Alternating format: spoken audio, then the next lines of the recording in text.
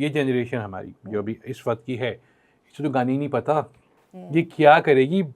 Pakistan idol, आप Indian idol देखें, उसमें एक लड़का आया, वो झिझक रहा है, तो उससे श्रेया घोषाल ने पूछा कि झिझक क्यों रहे हो, तो कह रहे वो बहुत मुश्किल गाना है, शायद मैं गा पाऊँ या ना गा पाऊँ। हमारे सिंगर्स अच्छे हैं, लेकिन हमारे सिंगर्स वो वैसे नहीं है जैसे उनके हैं। ठीक है, अगर आप उससे इंडियन आइडल से कंपेयर करेंगे तो हम बहुत पीछे हैं अभी। एक जो मुझे इशू सबसे बड़ा ये है कि जब ये जनरेशन हमारी जो अभी इस वक्त की है, इसे तो गाने ही नहीं पता ये क्या करेगी।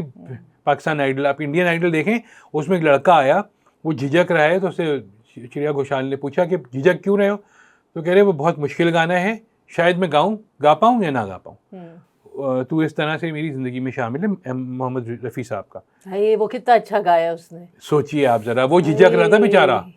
हमारे सिंगर्स अच्छे हैं, लेकिन हमारे सिंगर्स वो वैसे नहीं है जैसे उनके हैं। ठीक है, अगर आप उससे इंडियन आइडल से कंपेयर करेंगे तो हम बहुत पीछे हैं अभी।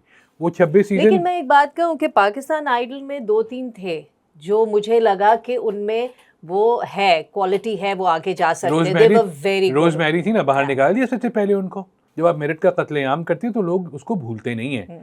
आपने जब गलत कैंडिडेट को लिया तो लोग उसको भी नहीं भूलते। तो सवाल ये था, मैं देखिए सीधी सी बात है, मुझे कोई बहुत शौक नहीं था पाकिस्तान आइडल देखने का।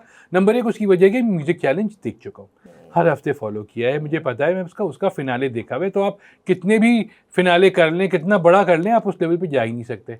जब उस प्रोग्राम में ज़िल्ले-हुमा साहिबा को बुलाया था, जो नूरजहाँ की साहबजादी थी, तो मैडम ने उनको बुलाया, तो वो जाके स्टेज पे जा रही थी। मैडम ने उनको खाली घूरा है, वो नीचे उतरी, पहले बदमी साहब के पैर छुए, पैर नहीं छुए, झुकी उनके साथ, फिर उसके बाद वो रॉबिन घोष, फिर आपका बाकी सारे क्या उनके पास, वो जजेस के पास गई, उनको पहले उनको सलाम किया और फिर जाने लगी। मैडम को देखा, मैडम ने कहा इजाज़त लो, तो उन्हें इजाज़त ली।